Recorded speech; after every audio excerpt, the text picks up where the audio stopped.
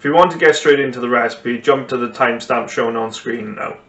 For everyone else, in the intro, I just want to talk about why I think this is the best cawl recipe and sort of how I came up with it. So out of all the topics I do cover on my channel, cooking is probably the one thing I probably feel most qualified to speak about. In a previous life, I did actually have a career as a chef. I spent 6.5 years in the catering industry. I started off in a pub serving Welsh and British food in my hometown of Almondford. Then I moved on to like a family style Italian. I did brief stint in fine dining hotels and small restaurants. So I feel qualified to speak about cooking. The cawl recipe that I'm going to show you today is by no means the only way to do it, but it's what I found to be the best way to do it. And I'll explain as I go along now the kind of origins of how I came up with the recipe. If you don't know, cawl is kind of the national dish of Wales. It's our traditional kind of stew. It usually uses lamb, but can include other things such as ham and beef as well. And I do believe in some areas of North Wales it is referred to as lobscouse, or maybe lobscouse is slightly different, but it's kind of a stew. I do know that is where the Liverpudlians get their nickname for scousers come from. So, cawl. Now, as I said, most cawl in Wales uses lamb, and any recipe you will have looked up online, more than likely there will be lamb in it. The recipe that I devised a few years ago when I was a chef, probably back in like 2017, something like that now, all came about from reading a book, and the book was called either Betws Mas O'r Byd or Betws Mas O'r Byd, which means Betws outside the world. So where I'm from in Almondford, there's this little village called Betws, and for about a year I was living there. On my days off in work, I would go to the library in Almondford, and I found this book called Betws Mas O'r Byd. And at the time, I wasn't a chef, but yeah, so this was before I was a chef, yeah, that's right. So yeah, at the time I wasn't a chef, but I was getting into cooking. So I bought this little book, which I'll flash up on screen now. Very basic Welsh recipes. I was learning how to make Welsh cakes and, like I said, cawl, bara, breath, rabbit, these kind of things. But there seemed to be never any like consistency with the cawl recipes I was finding. So in this book, there was a cawl recipe, even though it was a book on the village of Betws. There was weirdly a cawl recipe in there from like the 1800s or something. And in the book, it explained that cawl was traditionally made in like a cauldron. And over time, the cauldron would never like empty. So it would just constantly be going all the time, and they just keep adding veg and new meat into it. So it essentially, by not emptying the cauldron, they're just creating a base stock layer all the time. So on that kind of note, I came up with the cawl recipe I'm going to show you today. Before we get into the actual recipe, I want to kind of speak about my do's and don'ts, my sins of making cawl. Not me personally, but so things I think should not be in cawl. Rosemary. Rosemary is overpowering. It's a lovely herb, but it doesn't belong in cawl. You can put it in by all means, but by that point then it's not traditional. Garlic. Garlic does not belong in cawl. Like I said, who am I to say whether or not you want to put it in there, but it's not a traditional cawl at that point. No tomatoes, nothing like that. No herbs like thyme, oregano. They're too floral, they're too perfumey, and they'll take away from all the meat. To complete the recipe, you are going to need lamb. Try and buy Welsh if you can, but if you can't buy Welsh, buy local. Bacon. Again, try and buy Welsh if you can. If you can't, buy local. Parsley, onions, swede, carrots, potatoes, leeks, salt and pepper, and stock.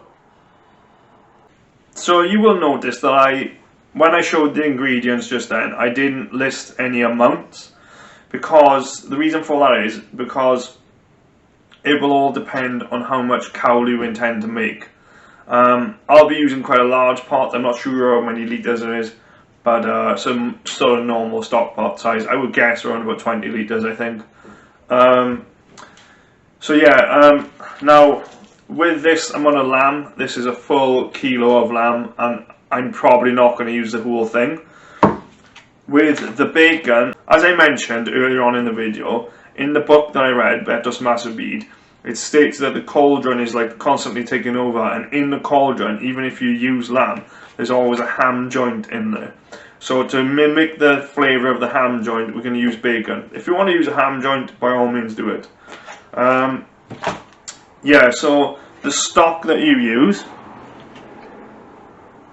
should be it should be more beef than veg, and then put some chicken stock in there for a bit of extra flavour. So the ratio of the stock should be around about 60% beef, 20% chicken, 20% veg. So that's going to give you an all-round more complex flavour. As for the veg, it should be around about 50% of the veg should be potato to fill the thing out. Because otherwise, if you don't put enough potato in there, you're going to get a very watery stew. You're going to get a very watery stew. If you're in America or not in Europe watching the video and you don't know what a Swede is otherwise known as rutabaga, and if you can't get Swede, use turnip. It's around about the closest thing you're going to be able to get. So the Swede and carrot should then make up around about another 30% of the overall veg, and then the onions and leeks should make up the rest of the amount of veg that you need. With the parsley, it is there for flavour. Obviously it doesn't add any substance to the whole thing, so use as much as you feel necessary. As I said, if you want to put rosemary, thyme or whatever in the thing, do it, but it's not traditional at that point because those things don't grow wild in Wales. As for what kind of parsley, it doesn't really matter, but I'm using flat leaf parsley today because that's all I could get in the shop. Flat leaf parsley is a more mild flavour than curled leaf parsley, where curled leaf parsley is more robust and you're going to notice it's there a lot more. So it depends on how much you like parsley, I guess. Try and use local produce wherever you can. I buy Anglesey sea salt. It's quite expensive, but it lasts ages. Try and use local produce wherever you can. You will get more freshness out of the veg, and it will taste better. The leeks here now, they're nice and skinny because I pulled them up early. I grow them in my garden, and they're not really ready to come out, but I'm going to use them anyway. So a little chef tip before you start: your knife. Your knife should always be sharp. To more experienced cooks out there, I probably don't need to tell you this, but a blunt knife can be more dangerous than a sharp knife, because when you're handling root veg like swede and potatoes, if your knife is blunt, it will likely slip off the skin and cut into your hand, leaving you with quite a nasty wound and a bruise. Whereas if you do manage to cut yourself with a knife, with a sharp knife, it will at least be a clean cut and it'll heal a lot easier.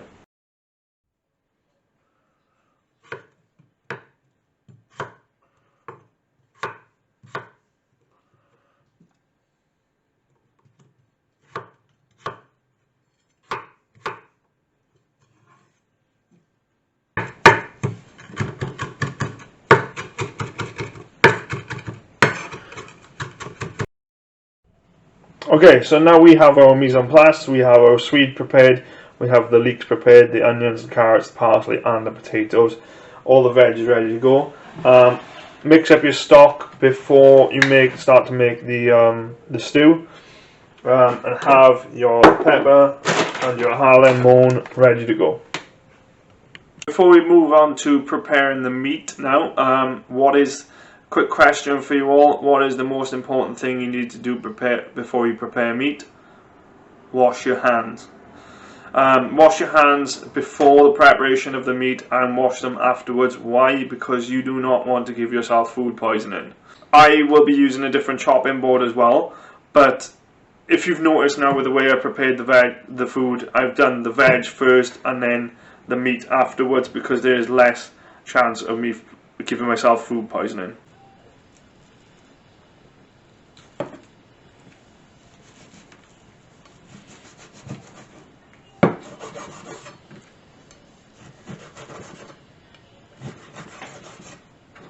And so, as soon as you have done your food prep, the next thing that all chefs must do is clean down your area. Once again, this is going to make your life easier when it comes to cleaning at the end of the whole thing, and it's going to stop cross-contamination. A couple of quick notes before we actually go on to cooking. Now, as I said at the start of the video, you don't have to cut everything 1 inch to 2 inches big or wide, but if you've done them smaller, they're going to cook quicker. If you've done it all bigger, it's going to take longer to cook. Keep in mind when you're cooking this dish that lamb is fatty by nature, and fat takes quite a long time to render down. If you've chosen to use a leaner cut of meat, whether it was from beef or lamb, it's likely to be a bit tougher when it's finally cooked. So quick notes on troubleshooting lamb as when you're cooking it. If by the end of this your lamb is chewy, it means that it is not cooked properly. If by the end of this your lamb is tough, it means the heat was too high and you've cooked it too fast. When we finish this now, the lamb should be in shape because we're going to braise it. It should hold together in shape and kind of like fall apart in your mouth. So hopefully that's what we're going to achieve. So I'm going to start by using my little mini hob here because I have a Rayburn cooker which is heated by logs and coal. So that is just warming up now, but that will take a few hours to get hot. To start with, so we're going to braise the lamb. So you will want to have this pan on quite high. When you're choosing your pan to use, I know this sounds stupid, but it does matter what pan you use. So the pan should have a nice thick base. And what is the reason for that? The reason for that is because if you use a pan with a thin bottom on it, things are going to get stuck to it, things are going to get burned. So just to quickly explain now while my pan is warming up what is happening at this point. So we are about to braise the lamb and brown the onions off. What this is going to allow you to do is when you cook the stew, it's going to allow the lamb to hold its shape. It's going to give it a nice caramelized sort of flavour on the outside of the lamb, combined with the onions, which will be sweet to cut through the fat of the lamb. So it's up to you entirely what kind of grease you use to do this.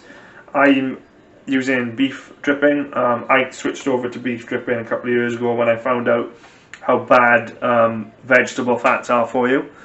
But if you want to use vegetable oil, by all means do it. I would recommend using olive oil just because it's high in omega-6, not omega-3.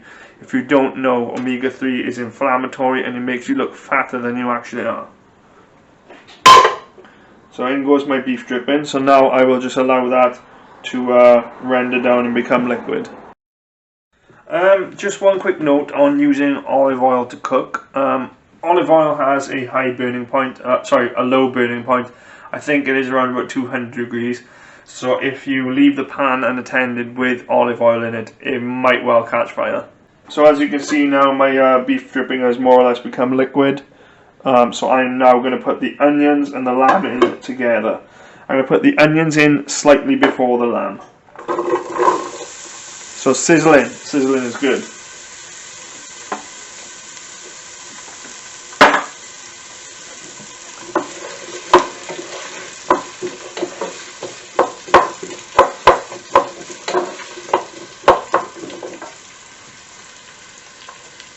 So with the onions now, just leave them cook, give them an occasional stir until they look like they are kind of, till they're a bit like softer. So, once your onions are starting to become softer, it's now time for the lamb to go in. So all the lamb all at once. Again, listen to the sizzle. Sizzle is what you want. So what we're doing now is we're going to cook the lamb and brown it all off. So the lamb has been in the pan now for maybe a minute, and as you can see, it is already going brown. So once you've browned the whole outsides, we're going to take this all out. So once you have browned the outside of the lamb, transfer it onto a plate, take it all out of the pot. Don't worry if all the onions don't come out of the pan. So what we're doing now is we're allowing that lamb to rest. So it's now going to hold the shape, and it'll slow cook better when we put everything else in. So at this point now, put your bacon in the pan. And remember what I said earlier on, every time in between handling meat, you wash your hands. So the pan will still be hot. Turn the heat down to a 1 or your lowest setting. Take it off the heat now, and what you're going to do is try and render down the fat of the bacon into the pan. So while my ring is cooling down on the other side here, I'm just slowly moving the bacon around. Why have I taken it off the heat? Because that ring is still hot. Even though I've turned the heat down, it is still going to be pumping a lot of heat through the pan. So I'm now convinced that ring is a little bit cooler, so I'm transferring it back onto the heat. If your pan has gotten a little bit dry, like mine has, put some more oil into the pan or some fat, whatever you want to use. Only a little bit, it's just to grease up the bacon.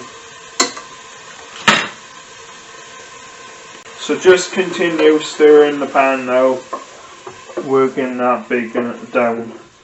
What you're trying to achieve is you want as much of the fat to come off the bacon as possible. I do apologise if my camera work is a little bit shaky now, but as you can see at the bottom of the pan, the fat is coming off the bacon. That is exactly what we want. So once you are convinced then that you can no longer get any more fat off the bacon, you're going to remove around about half of it and either discard it or you can keep it later for to eat. By all means you can leave this in there, but the point of doing this is that the bacon is not a component of the dish, it is there for flavour. So what we're trying to achieve, as I said earlier, this kind of creamy liquid down the bottom. I don't know if you can see that. A kind of creamy liquid there, that's the fat, and that is what you're looking for. You're going to leave about half the bacon in there because it will continue adding flavour to the dish, but you're not leaving the rest of it in there because otherwise there'll be too much there and then the bacon will overpower the lamb. So at this point now, crank the heat back up, all the way up to full power, and you're going to start adding the veg. Now the veg needs to go in order of firmest veg to softest veg. So the Swede and the carrot will go in first, followed by the potatoes, and then the leeks almost near the end. You can put all the veg in all at the same time, and it all depends on what you want to achieve with your stew, with your cawl. If you want it purely in there for flavour, put the leek in straight away. It'll give it more depth. If you want to actually taste and bite into the leek when you're eating, put it in towards the end. So all the veg in the pan. Hardest ones first, carrots and Swede. Before you put any stock or anything into this, give it all a coating in that bacon flavour. My Swede and carrot are all coated. Stock is going in. Tip it all in. If you find that you, like me now, this is not coming up to the top of the pan, put more stock in. As a rough guide, I've got these like rivets. I have these rivets near the handle. I always bring the stock up to that level. So the next thing you're trying to do now, before putting the potatoes in, is you're going to bring this to the boil. When this is boiling, put the potatoes in, and then reduce the heat down to low. So as you can see now, this is what I was on about. So the soup is now starting to come to a boil. As you can see by these bubbles here, it's starting to roll. So I'm going to give it about 30 seconds more, and then I'm going to add in the potato. So now the soup is boiling. I'll try and zoom in. So it's just coming to a boil now, literally just now. So now I'm going to drain off my potatoes and put the potatoes in.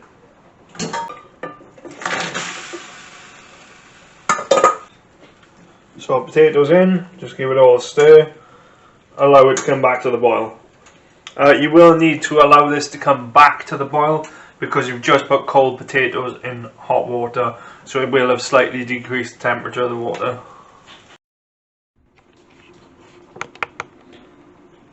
So if you look at the screen now, the little bubbles are starting to form again, so it's just starting to come back up to temperature. This has taken about another 5 to 10 minutes, I don't really know, I wasn't keeping track of time. So now at this point, the lamb goes back in. I think I may have done a bit too much lamb, so most of this probably won't go back in. If you see the juices on the plate there, or wherever you put it in the stew. It's all flavour.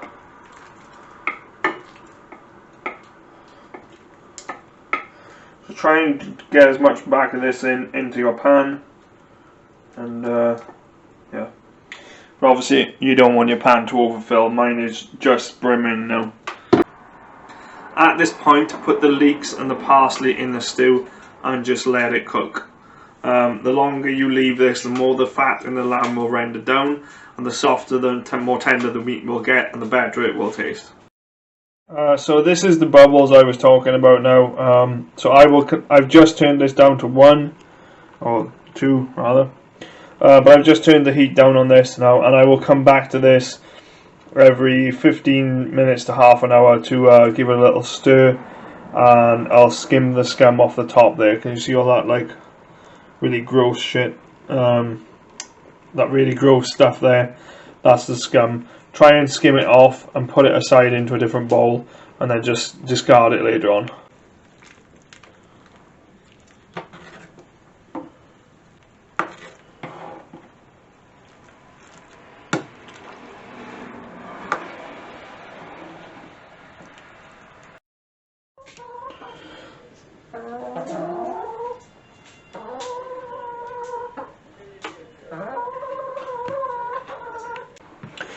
So the cawl has now been cooking for about 2.5 hours. It's nearly there.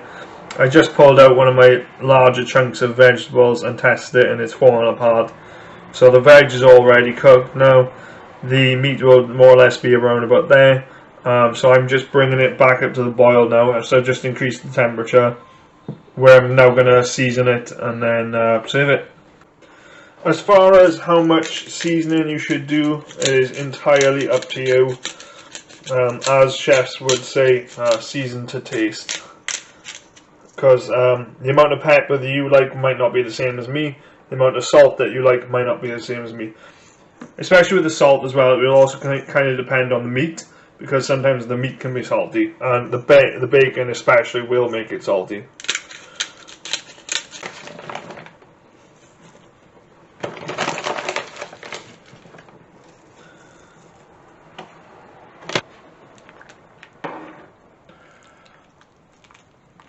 So once you've done all that, serve up.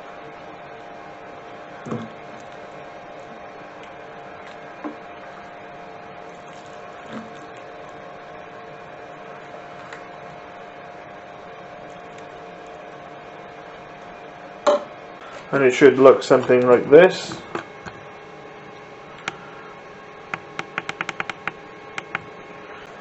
Serve with nice warm crusty bread and a hunk of cheese, and then enjoy.